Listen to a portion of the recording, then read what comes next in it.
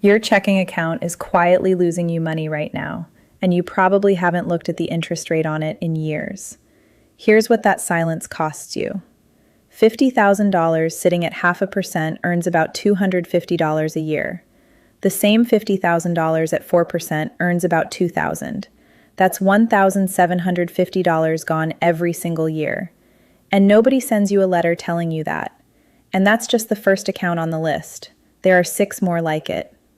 By the end of this video, you'll have a 7-point checklist you can run this weekend before this tax year closes for good on December 31st. Number 3 is the one most retirement checklists skip entirely, and it might be sitting on more unrealized profit than anything else you own. Number 5 is the one people assume is just their money, right up until a surrender form turns it into a tax bill. And number 7 is the one families discover only after someone's gone, when there's nothing left to fix. I'm Lana Maines. I talk about practical financial information that helps you protect more of what you have and make smarter decisions with it. Nothing to sell you in this part of the video. Just 7 places your money may be exposed before the year ends, and what to do about each one. Here's the part nobody tells you. None of this happens because of one evil rule buried in the tax code.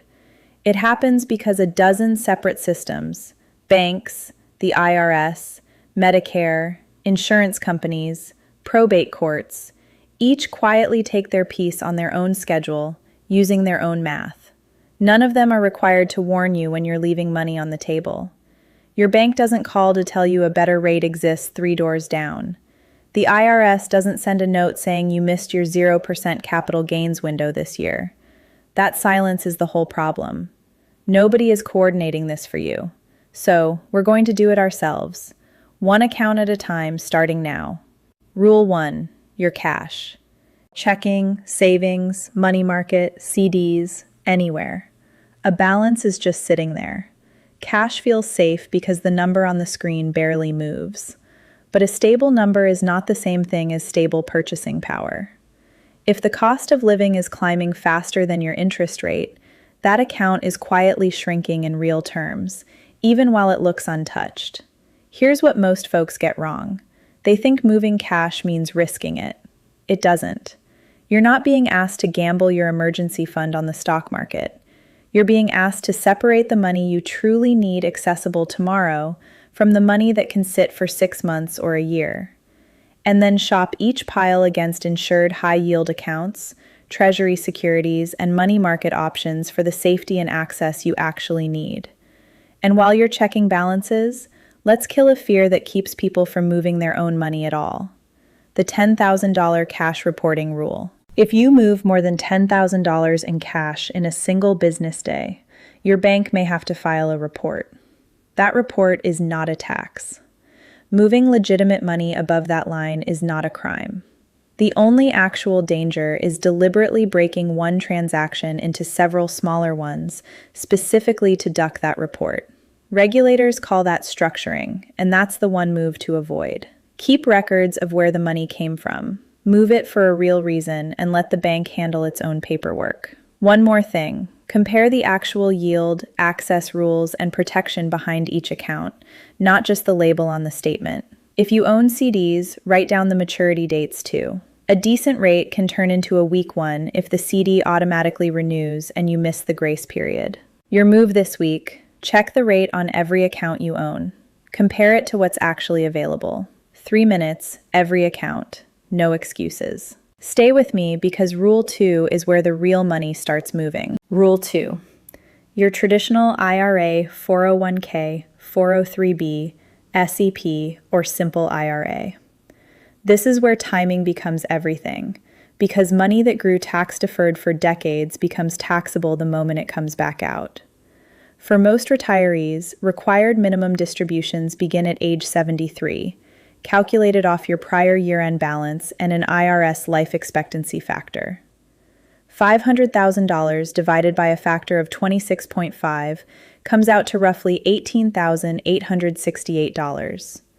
Income you didn't necessarily plan your year around, showing up whether you need it or not. And that distribution rarely arrives alone. Stack it with a pension, taxable interest, dividends, capital gains, part of your Social Security, maybe a property sale the same year, and suddenly your tax picture looks nothing like what you expected in January. Here's the myth bust, and it's the one that scares people into bad decisions every single year. Crossing into a higher tax bracket does not mean every dollar you earned suddenly gets taxed at that higher rate. Brackets are marginal. For 2026, the 22% bracket begins above $100,800 of taxable income for married couples filing jointly, and above $50,400 for single filers. Only the income that falls above that line gets taxed at the higher rate, not the whole pile.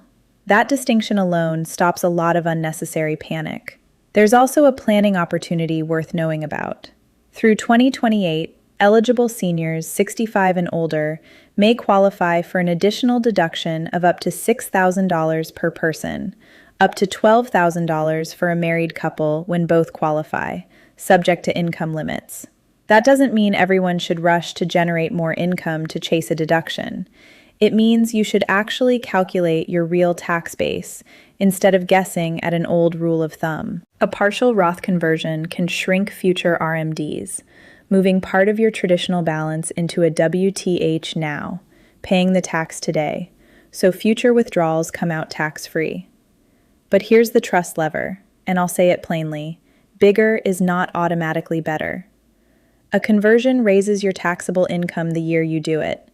It can push part of your income into a higher bracket, increase the taxable portion of your Social Security, and affect a Medicare premium you won't see for 2 years.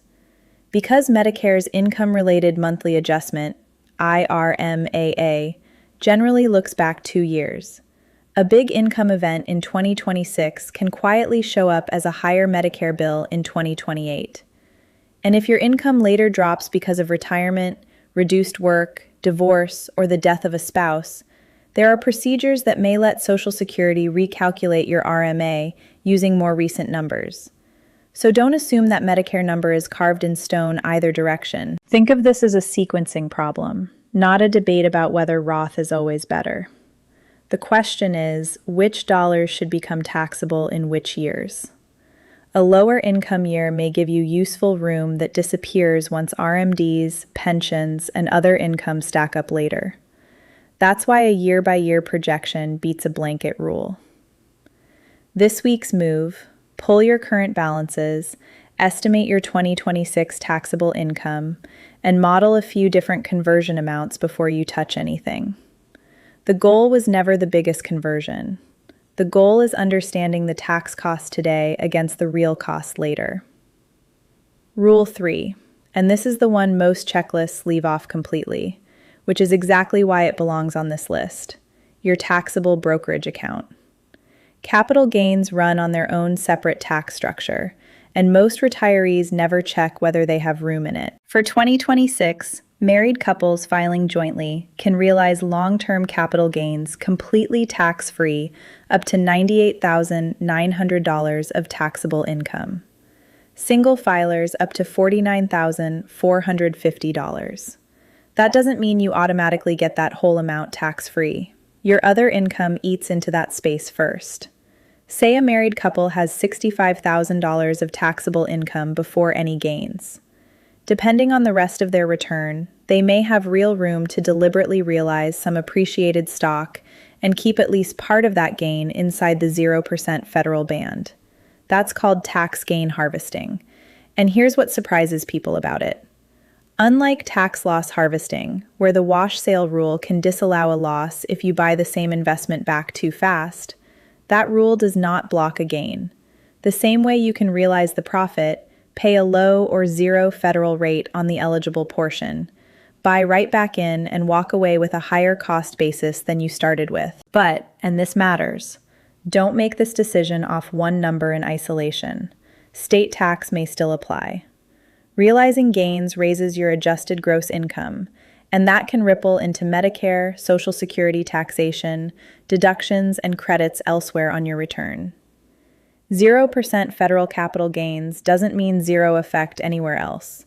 And here's a preemptive honesty moment because I'd rather concede this than let you make a costly mistake. Do not blindly retitle a joint brokerage account into the older spouse's name just because someone online told you it guarantees a full step up in basis when they pass. That move can carry a state creditor control and state law consequences you didn't sign up for. The actual move is to ask a qualified tax or estate professional exactly how your account is titled today, what your current cost basis is, and how that basis would be treated depending on which spouse passes first. And look at individual tax lots, not just the account total. Shares of the same company can carry very different embedded gains depending on when you bought them. Knowing which lots hold the biggest gains or losses gives you choices before a trade is placed, instead of discovering the tax result after the confirmation arrives. This week's task: pull a cost basis report on every position you own. Separate short-term from long-term. Flag the big unrealized gains, the losses, and anything overly concentrated in one stock.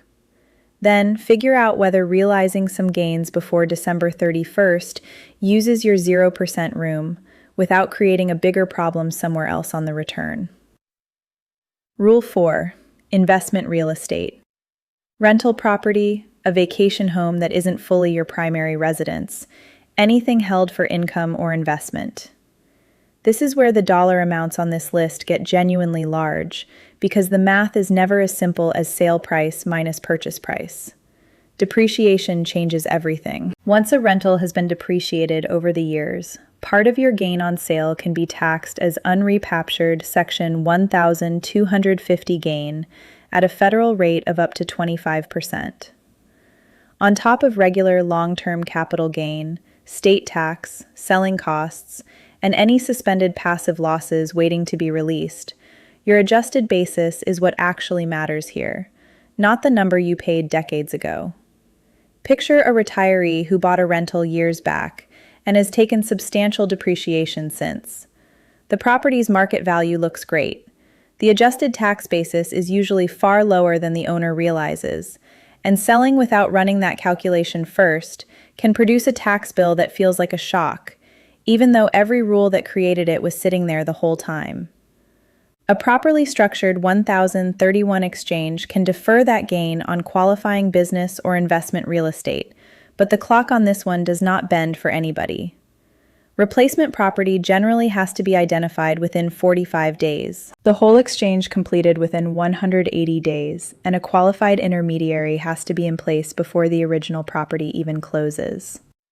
You cannot sell the property, pocket the proceeds, and decide afterward that you wanted a 1031 exchange. That door closes the moment the sale closes. And here's the bounded honesty on this one. A 1031 exchange defers tax. It doesn't erase it, and it keeps you invested in real estate. The real question isn't whether you can defer the tax. It's whether staying invested in another property is actually where your retirement plan wants your money to be. Before estimating the sale, gather the records that affect adjusted basis. Improvements, depreciation history, and selling costs can change the calculation materially. Longtime owners often remember the purchase price and today's value, but not the tax history in between. Rebuilding that history before a listing is far easier than doing it under a closing deadline. This week's move, if you're planning to sell in late 2026 or early 2027, get your adjusted basis calculated before you sign a contract. Request the depreciation schedule. Estimate the federal and state hit.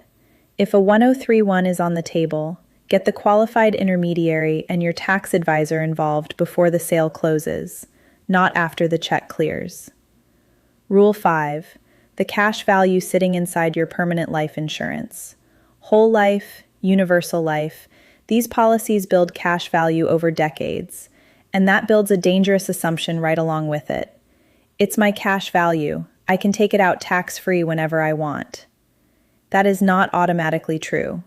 And this is exactly the kind of assumption that turns into a bad afternoon. The real tax treatment depends on the specific policy, your cost basis, whether the contract counts as a modified endowment contract, whether you're taking a withdrawal versus a loan, and whether there's an outstanding loan balance sitting on the policy when it lapses or gets surrendered. Surrender a policy for more than your investment in the contract, and the difference becomes taxable income. A policy carrying a large loan can be even worse. It can lapse and still leave you owing tax on money you already spent years ago, because the tax consequences don't disappear just because the policy did. One of the worst possible times to learn your own policy's tax basis is after you've already signed the surrender paperwork. Before you touch a dollar of it, request an in-force illustration from the insurer. Ask for the current cash surrender value, the tax basis if they can provide it, the outstanding loan balance, the loan interest rate, and the lapse assumptions if you stop paying premiums at different levels. Policy loans can sometimes give you access without immediate income tax recognition, but they accrue interest. They reduce the death benefit, and they can absolutely create a tax problem down the road if the policy lapses with the loan still outstanding.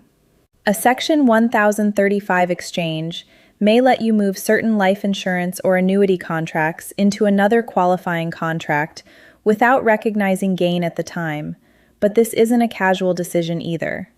Product costs, surrender periods, guarantees, health underwriting, beneficiaries, and the original reason you bought the policy all matter here. When the in-force illustration arrives, ask to see more than one realistic scenario. Premiums continuing, premiums reduced, loans growing, or no new premium being paid. You are trying to see where the policy becomes fragile. Today's cash value is only a snapshot. The future path can look very different once charges, loan interest, and guarantees interact.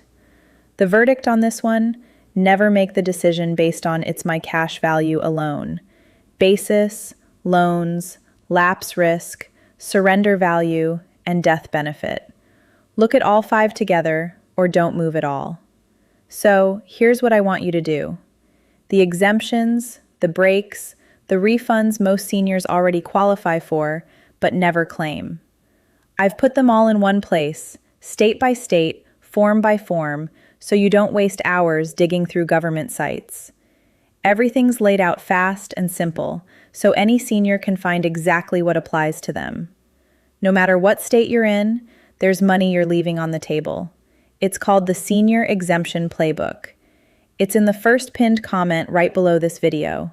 Just tap it once and you'll have everything you need. Now stay with me, because Rule 7 is the biggest mistake I see families make, and it's the whole reason I sat down to make this video in the first place. Rule 6, Social Security. Let's kill the myth first, because it scares people badly, and it isn't true. 85% of your Social Security does not get taxed at an 85% rate. What the rule actually says is that up to 85% of your benefit can become part of your taxable income, depending on your filing status and your combined or provisional income. For married couples filing jointly, the threshold where up to 85% can become taxable sits above $44,000. For most single filers, above $34,000. Those numbers have not moved with inflation in decades, which is exactly why retirees with a fairly ordinary pension, some investment income, or an IRA distribution keep getting pulled into that higher taxable bracket without ever seeing it coming. Here's where all 7 of these start talking to each other. An IRA distribution raises your income. A capital gain raises it. Taxable bank interest raises it. A property sale raises it. A taxable insurance event raises it. Each one on its own might be a perfectly reasonable decision, but stack several of them into the same year and more of your Social Security becomes taxable, and your Medicare exposure can shift right along with it. One clean distinction protects you here, and it's worth repeating slowly. A qualified Roth IRA withdrawal generally doesn't touch your adjusted gross income at all. A Roth conversion from traditional into Roth absolutely does raise your taxable income in the year you convert.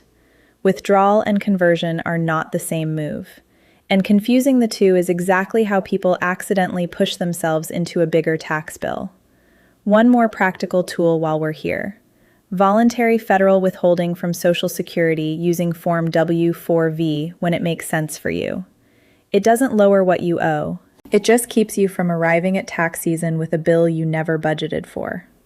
This is why separate small decisions can create one large income year.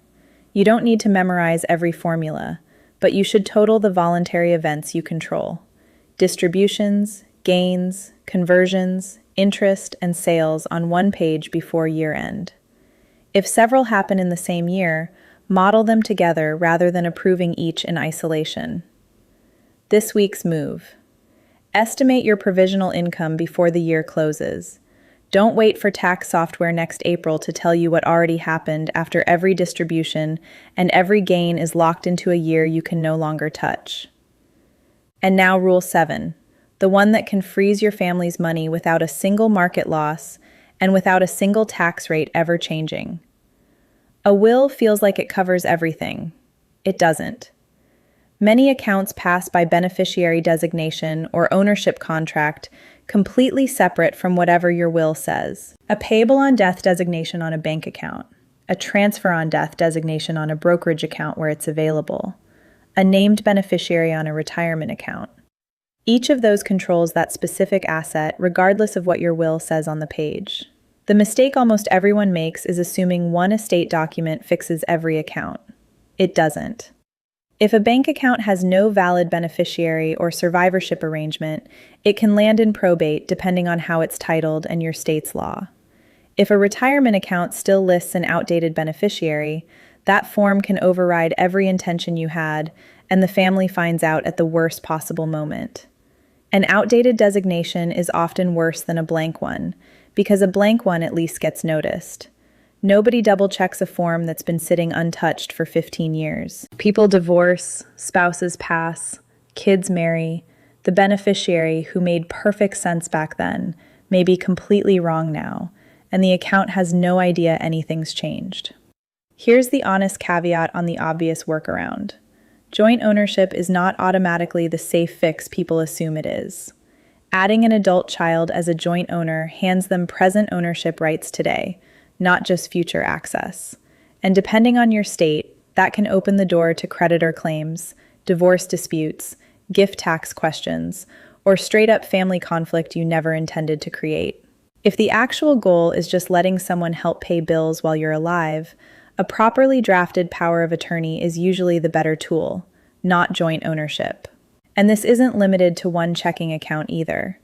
Brokerage accounts, retirement plans, CDs, even safe deposit box access can each have their own separate rules by state and by institution. The beneficiary form on your checking account does not automatically cover the CD sitting at the same bank. Your move this week. Take 10 minutes and run a beneficiary audit for every bank account, every brokerage account, every retirement account, every life insurance policy. Write down the exact owner, the primary beneficiary, the contingent beneficiary, and what happens if that primary beneficiary is gone before you are. If your answer to any of those is, "I think so," that's the account to call today, not next month. Then verify the designation with the institution and save the confirmation. A beneficiary audit isn't finished because you remember completing a form years ago. It's finished when the current record matches your intention today. If a minor, a trust, or a more complicated family situation is involved, get estate guidance before changing the form. Here's the honest math behind all of this. No single one of these 7 problems by itself adds up to tens of thousands of dollars. It's the combination that does the damage. Weak cash sitting at a low rate for years. One untimed IRA distribution that pushes into a bigger bracket. A missed 0% capital gains window that quietly closes every December 31st. A rental sold without checking the adjusted basis first. A life insurance policy surrendered or lapsed with a taxable gain nobody expected. More Social Security pulled into taxable income because of all the above. And then on top of it, one major account discovered with no valid beneficiary, tied up in administration while the family waits. Stack all 7 across a real household, real balances, real timing. And yes, the combined number gets uncomfortable fast. That's not a scare tactic. That's just what happens when nobody looks at the whole picture at the same time. And that's actually the good news in all of this, because it means there's no secret trick you're missing. It means the fix is coordination. Your financial advisor is usually watching your investments. Your CPA is watching the tax return. Your insurance agent is watching the policy. Your estate attorney is watching the documents. The expensive mistakes almost never happen inside any one of those conversations. They happen in the gaps between them, where nobody's looking at the whole household at once. If you're planning a property sale, a Roth conversion, a capital gain, and a life insurance change all in the same year, those stopped being 4 separate decisions the moment you line them up. That's one income and estate planning problem now, and it needs to be treated like one. One more thing worth saying because it gets skipped constantly. Pay attention to timing around the death of a spouse. The surviving spouse can face a completely different tax bracket, a different filing status, the same RMDs, and the same Medicare exposure, while the household bills barely change at all. If you're married before this year ends, it's worth running 2 projections. One with both of you filing jointly, like today, and a second one showing what the survivor's picture might actually look like alone. You're not predicting anything happening to anyone. You're just making sure the plan still holds up if the household changes. And here's the last reason not to wait until the final week of December. A lot of this takes real processing time. Beneficiary changes need signatures and confirmation. A Roth conversion needs an account properly established and funded, not just decided on. A 1031 exchange has to be structured before the sale closes, not after. Insurance illustrations take time to generate. Cost basis records sometimes have to be reconstructed from scratch if nobody's tracked them. Estate documents may need an attorney and witnesses lined up. Wait until the last business day of the year and a planning problem turns into an administrative scramble. Nobody wins. So here's your move this weekend. Pull your account statements. Pull your cost basis report. Pull your depreciation schedule. Pull your life insurance illustration. Run the beneficiary check on every single account and where the numbers are actually significant. Get the right tax, legal, or financial professional to verify the move before you make it, not after it's already done. Your cash needs a purpose. Your traditional retirement accounts need an income plan. Your brokerage account needs a basis and a capital gains plan. Your investment real estate needs an adjusted basis and an exit plan. Your life insurance needs a basis loan and lapse review. Your Social Security needs an income coordination plan. And every major account you own needs a current beneficiary and a transfer plan. Run all 7 and you'll know whether that big headline number has anything to do with your household at all, or whether your real exposure is a lot smaller than it sounds. I am not a licensed expert, so make sure you check all information with verified sources and qualified professionals before you make a